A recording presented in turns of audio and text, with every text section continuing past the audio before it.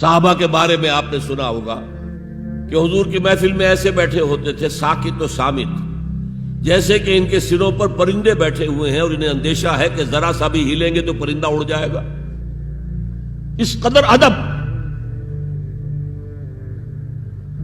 حضور صحابہ سے سوال کرتے تھے اور یہ آپ کا طریقہ تھا تعلیم کا کہ پہلے ایک سوال سامنے لایا جائے تاکہ ان کا ذہن کھلے، سوچیں خود بھی۔ یہ تعلیم کا بہترین طریقہ ہے۔ اس کے بعد ہوتا کیا تھا؟ جواب نہیں دیتے تھے، اللہ و رسولہ عالم، اللہ اور اس کا رسول بہتر جانتے۔ پھر اگر دوبارہ آپ پوچھتے تھے تو جو بھی سمجھ میں آتا تھا کہتے تھے۔ مجھے یاد آ رہی ہے ایک حدیث، اور اچھا ہے کہ وہ آپ سن لیں، اس لیے کہ عام شکایت یہ ہے کہ مذہبی لوگ معاملات میں اچھے نہیں ہوتے۔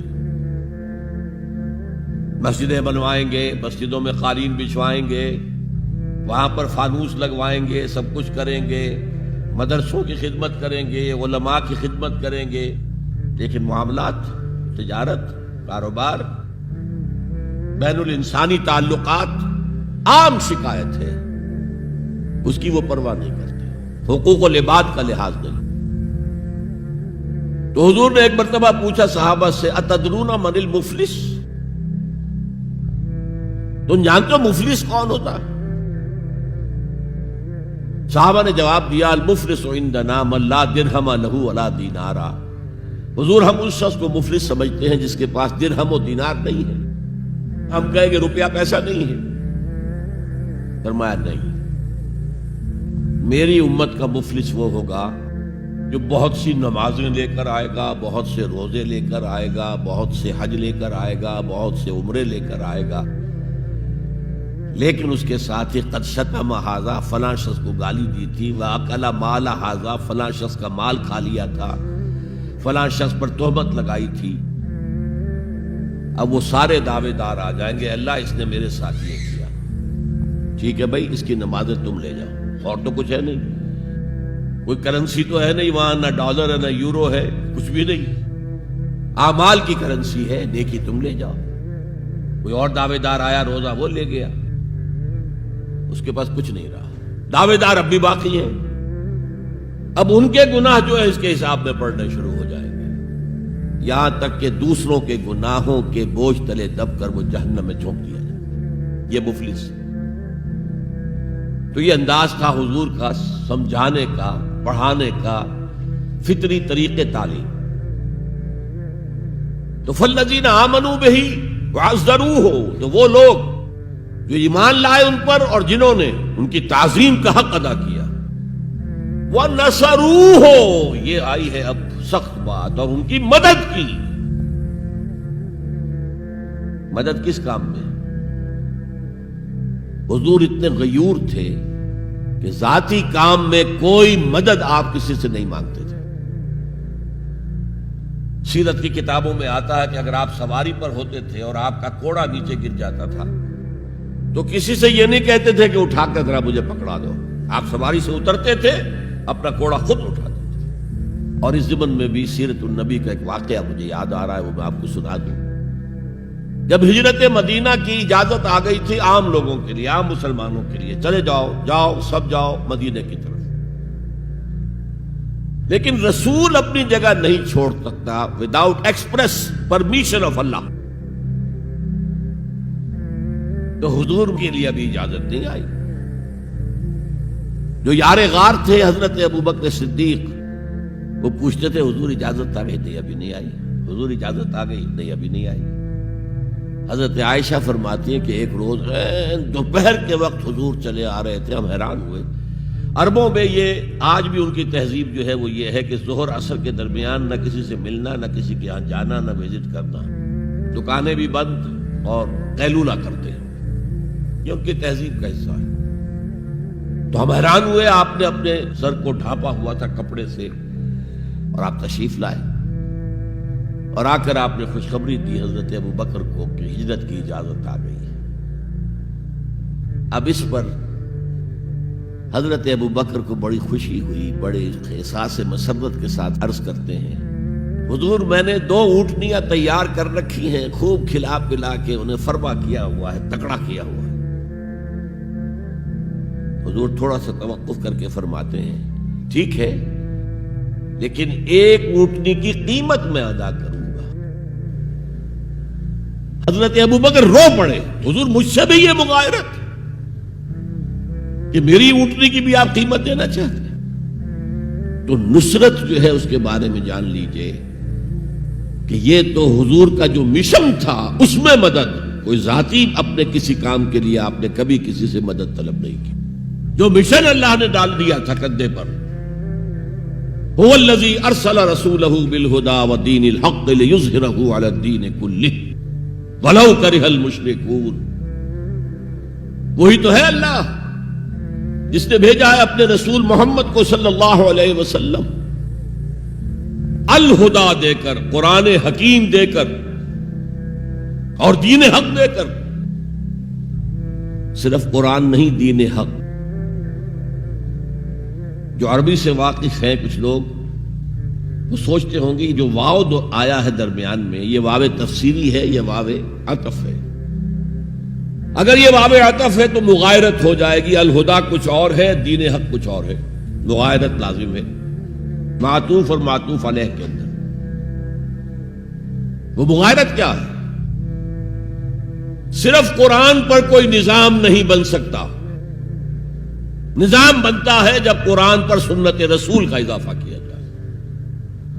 لہذا دین حق صرف قرآن نہیں ہے قرآن بما سنت رسول صلی اللہ علیہ وسلم اب نظام بنتا ہے. جیسے قرآن میں کتنی دفعہ کہا اقیموا الصلاۃ اقیموا الصلاۃ اقیموا الصلاۃ الذین یقیمون الصلاۃ کتنی مرتبہ. لیکن کیا نماز کا کوئی نظام بن سکتا ہے قرآن کی بنیاد پر؟ کیا یہ نماز کے 5 اوقات معین ہو سکتے ہیں یقین کے ساتھ؟ اشارات تو ہیں لیکن یہ کہ کیا یقین کے ساتھ 5 کا یہ معاملہ؟ یہ تو معلوم ہے کہ قیام بھی ہے رکوع بھی ہے سجود بھی ہے. ترتیب کیا ہے؟ یہ کسی قرآن مجید کی آیت سے ثابت ہوگا؟ پھر ہر رکعت میں رکوع ایک ہے سجدے 2 ہیں. کیوں؟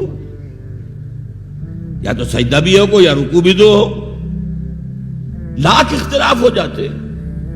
یہ جو 1450 برس ہو گئے کہیں پریڈ ٹوٹتی ہے. اگر یہ ہوتا کسی کے نزدیک رکوع بھی 2 ہے تو ایک رکوع کے بعد دوسرا رکوع کرتا باقی لوگ گئے ہوتے سجدے کے اندر. ٹوٹ گئی نا پریڈ. اور کسی کی رائے یہ ہوتی کہ سجدہ بھی ایک ہی ہے تو وہ ایک سجدہ کر کے کھڑا ہو جاتا دوسرے ابھی دوسرا سجدہ کر رہے ہیں تو وہ کہہ سکتا تھا کہ یہ ناداں گر گئے سجدے میں جب وقت قیام آیا. اب تو وقت قیام آ چکا تھا. ہے ایسا اختلاف کوئی؟ سن 62 میں پہلی مرتبہ جب حج پر گیا ہوں تو سب سے بڑا تاثر میرا یہی تھا کہ 1400 برس ہو گئے ہیں اور امت کتنے وسیع علاقے میں پھیلی ہے. ہر نسل کے لوگ اس میں آئے ہیں ہر رنگ کے لوگ آئے ہیں ہر جغرافیائی پس منظر کے لوگ آئے ہیں ہر تاریخی پس منظر کے لوگ آئے ہیں. لیکن یہ نماز میں تو کوئی فرق نہیں. نماز ٹوٹتی نہیں کہیں. پریڈ ایک پریڈ چل رہی ہے. تو نماز کا بھی نظام سنت کے بغیر نہیں بنتا. تو نظام زندگی مکمل نظام زندگی وہ قرآن پر سنت کے اضافے سے وجود میں آئے گا. اس لیے قرآن کو علیحدہ کہا اور دین الحق کو علیحدہ کیا. اور دین الحق کسے کہتے ہیں؟ دیکھیے دین کے بنیادی معنی ہیں جزا و سزا. مالک یوم الدین ہم پڑھتے ہیں کہ نہیں؟ ارأیت الذی یکذب بالدین.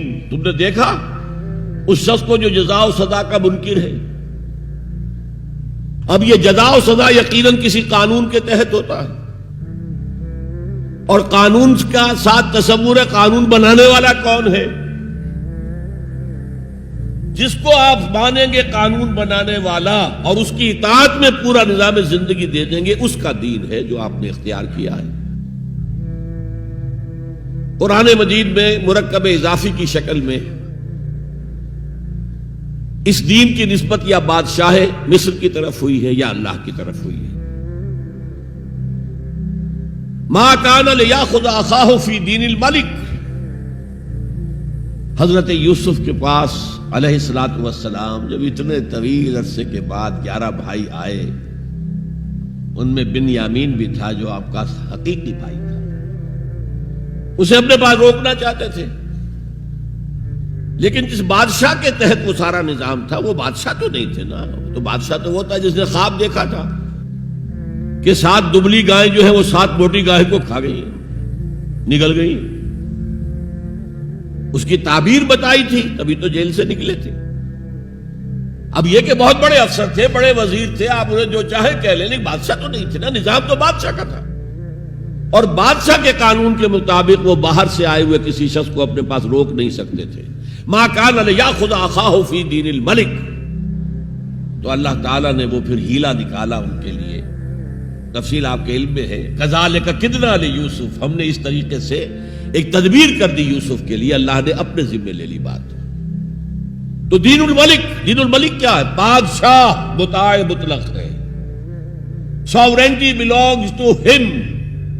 بادشاہ ہو یا کوئن ہو، وہ قانون بنائے گا اور اس کے تحت آپ کو زندگی بسر کرنی ہوگی. یہ دین الملک. اور دین اللہ کیا ہے؟ اللہ مطاع مطلق، اللہ ساورن، ان الحکم الا للہ لا یشرک فی حکمہ احدا. اس نے جو قانون دیا ہے اس کے تحت پوری زندگی. سیاسی نظام اسی کے تحت ہو، معاشی نظام اسی کے تحت ہو، کرمنل لا اس کے تحت ہو، سول لا اس کے تحت ہو، لا آف انہیریٹنس اس کے تحت ہو، قانون شہادت اس کے تحت ہو، سماجی نظام وہ بھی اللہ کے حکم کے مطابق ہو. تو وہ ہے دین اللہ. اللہ مطاع مطلق، اس کے قانون کے تحت پوری زندگی کا آ جانا. اذا جاء نصر اللہ والفتح ورأیت الناس يدخلون فی دین اللہ افواجا.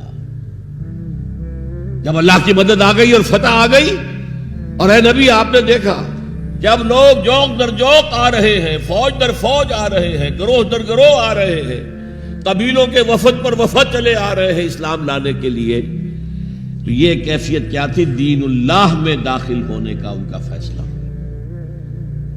اب ذرا سی ٹیڑھی بات آ رہی ہے. پوری دنیا میں دین جمہور، sovereignty of the people, not of God, sovereignty of the people. ہمارے نمائندے ہیں، ہم ووٹ دیں گے انہیں، وہ جائیں گے اسمبلی میں، جو چاہیں گے قانون بنائیں گے. وہ مرد کی مرد کے ساتھ شادی کو اگر رجسٹر کرنا چاہیں، اجازت دینا چاہیں، لائسنس ایشو کر دیں گے. ایک مرد شوہر ہوگا، ایک دوسرا مرد بیوی ہوگا. Legally they will be wife and husband. Lesbians ہیں، عورتیں ہیں، آپس میں شادی کرنا چاہتی ہیں تو عورتیں ٹھیک ہے، لو بھائی کر دو، جاؤ. ہومو سیکسولیٹی جائز ہے بالکل، بلکہ اب تو اسے کہا جا رہا ہے کہ یہ نارمل انکلینیشن مانی جانی چاہیے. ہومو سیکسولیٹی، ہم جنس پرستی، اسے کوئی برا نام دینا ہی نہیں چاہیے. It's a normal attitude. یہ ہے اس سوشل انجینئرنگ پروگرام کا معاملہ کہ جو ابھی چند سال پہلے جو یونائٹڈ نیشنز آرگنائزیشن کی جنرل اسمبلی نے جو سوشل انجینئرنگ پروگرام بنایا ہے نوع انسانی کے لیے، اس میں تو کیا مقصد تھا حضور کا؟ کہ آپ کو دی گئی کتاب نمبر 1 الہدا، اور نمبر 2 دین حق، تاکہ دین کو غالب کرے.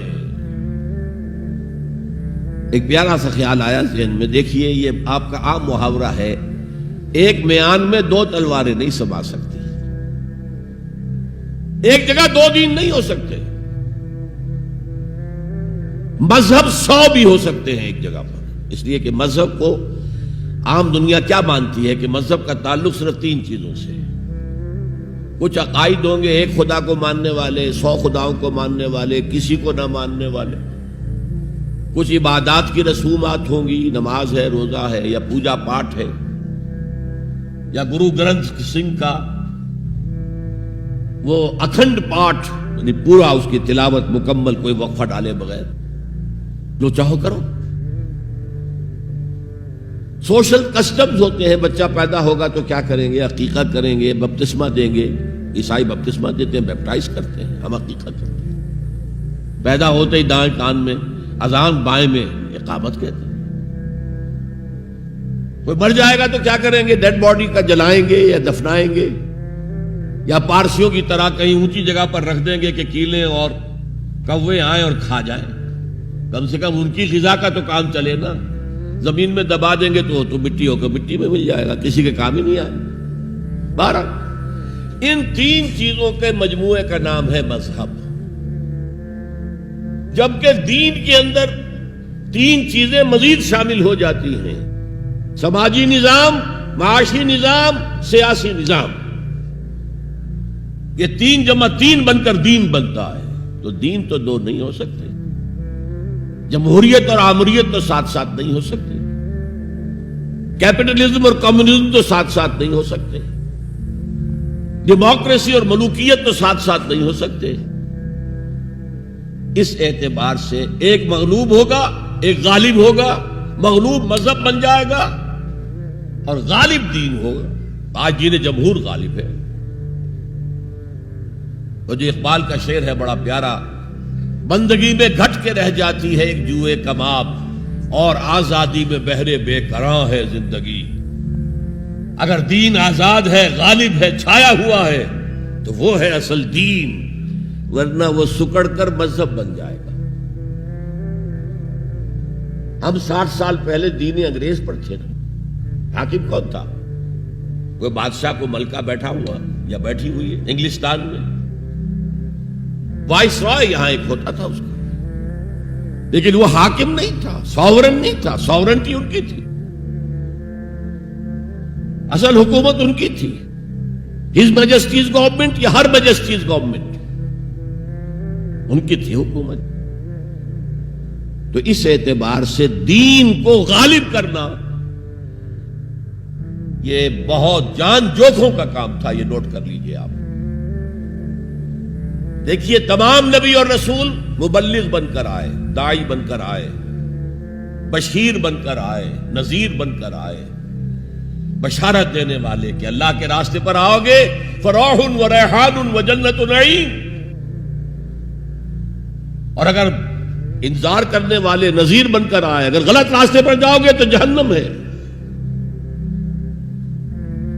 حضور بھی یا ایھا النبی انا ارسلناک شاہدا و مبشرا و نذیرا و داعیا الی اللہ باذنہ و سراجا منیرا، یہ جو 5 حیثیتیں ہیں یہ مشترک ہیں حضور میں اور تمام انبیاء میں۔